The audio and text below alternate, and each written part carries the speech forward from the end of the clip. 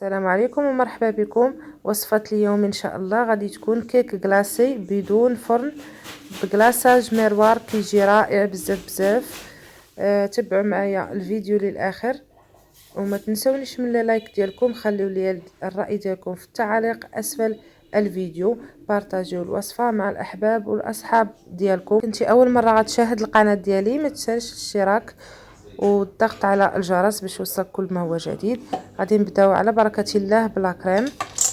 عندي جوج كيسان ديال لا كريم هولالاك اللي هو اللي كنستعمل.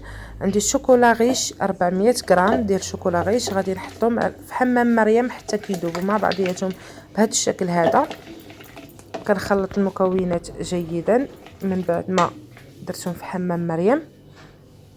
غادي نستعمل الجيلاتين، عندي 3 الورقات ديال الجيلاتين درتهم في الماء بارد بهذا الشكل هذا حتى ذابوا. غنعصرهم مزيان ونحطهم في لا كريم او الكاناش محدو باقي سخون باش يذوبوا ليا مزيان مع بعضياتهم. غادي ندوب هذاك الجيلاتين مزيان في هذا الكريم كاناش. غنحرك جيدا بهذا الشكل هذا. الا خديتوا المقادير مضبوطين غادي تجيكم كريم ناجحه 100%. سهله الطريقه وبسيطه، وكنعطيكم التفاصيل والعبارات مضبوطين. 2 كيسان ديال الكريمه هولالا او اي كريمه سائله كتستعملوا، و400 غرام ديال الشوكولا غيش، من الافضل يكون شوكولا من النوعيه الجيده. عندي كذلك 4 ديال الباكيات ديال هيرنيس او بسكوي اللي بغيتو تستعملوه. 4 الباكيات ديال هيرنيس اللي استعمل ديال درهم، طحنتهم هكذا مزيان وغادي نستعمل فيهم 4 ديال المعالق كبار ديال الزبده حتى يوليو متماسكين بهذا الشكل هذا. وغادي ناخذ القالب ديال الكيك اللي خديته انا سيركل هكا داير، وغادي نحط فيه هذاك البسكوي بهذا الشكل هذا ونحاول نثبته مزيان. ناخذ كاس يكون الاسفل ديالو مسطح وكنحاول نقاد به هاد الكيك هاد البسكوي، نديروه في الثلاجه. وغادي ناخذوا لا كريم، داكشي اللي شاط ليا من الايطرو ديال لا كريم حيت خديت منه 2 كيسان. داكشي اللي شاط ليا طلعته بالباطور حتى حصلت على كريمه، وغادي نضيف ليها الكاناش اللي صايبنا حتى برد مزيان. درتو في الثلاجه حتى برد مزيان ما ديروش هو سخون. غادي نديرو في لا كريم اللي طلعت بهذا الشكل هذا. غنحاول نخلطو بشويه من الاسفل الى الاعلى بهكا، وانا كنخلط باش ما نتهبطش ليا الكريم غير بشويه حتى كنحصل على لون موحد بهذا الشكل هذا. غادي نكبو فوق هذاك البسكوي وكنحاول نقادو غير بشويه من نكبوش خطره واحده، غير بشويه باش ما يخليش ليا داك الهواء وسط لا كريم. صافي كنحاول نثبتو بهذا الشكل هذا باش مابقاوش ليا الفراغات خاويين.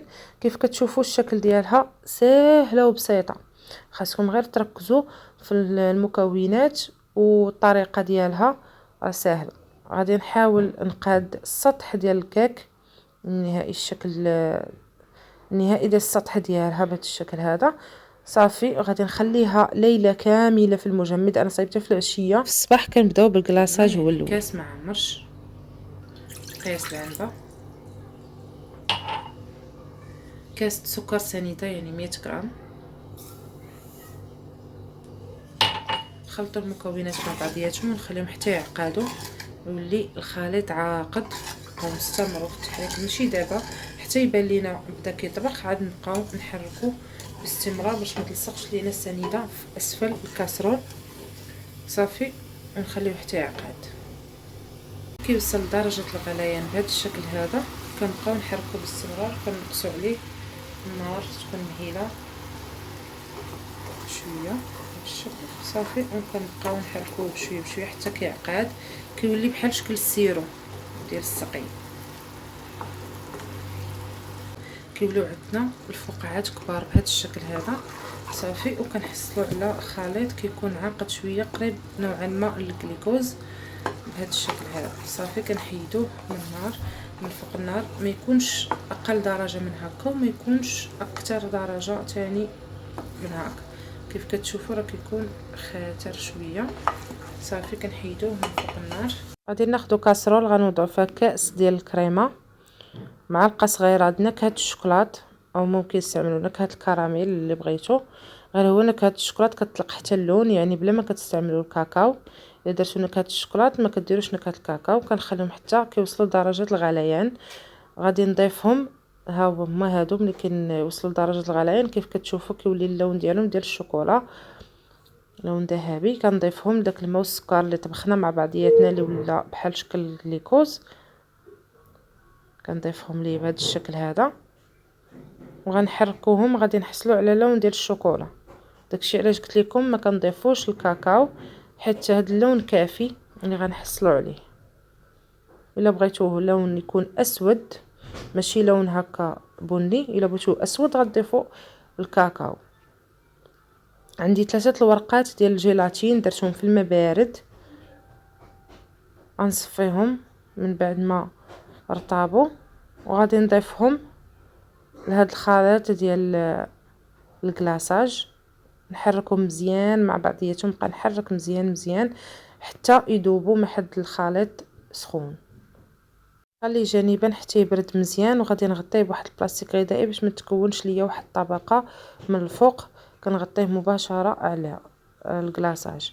عندي هنايا الكيك ديالي من بعد ما خرجتها من المجمد، كيف قلت لكم خليتها ليله كامله راه جامده باش تسهل عليكم انكم تطلعوها من المول ديال. غادي تاخذوا بريكه غادي تدوزوها هكذا من الجوانب ديال الكلاص ديالنا بهذا الشكل هذا باش تسهل عليكم انكم تطلعوها من المول بهذا الشكل.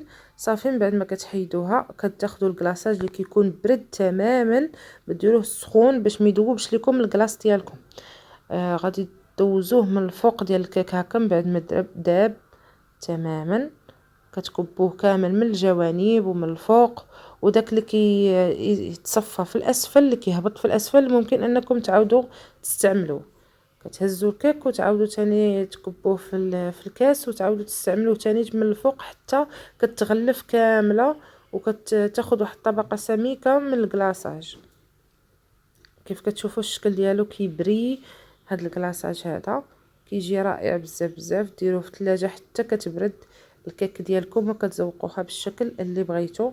راه كتجي ساهله وبسيطه وما كتاخذش لكم الوقت بزاف من غير انكم الا صايبتوها في العشيه راه ما كتحسوش بالوقت ديالها. كيف درت انا صايبتها في العشيه باش تبقى ليا ليله كامله في المجمد حتى الصباح عاد كتكملوها. كتجي ساهله وبسيطه. ما تنساوش من لايك ديالكم وبارطاجيو الوصفه مع الاحباب والاصحاب ديالكم. والسلام عليكم ورحمه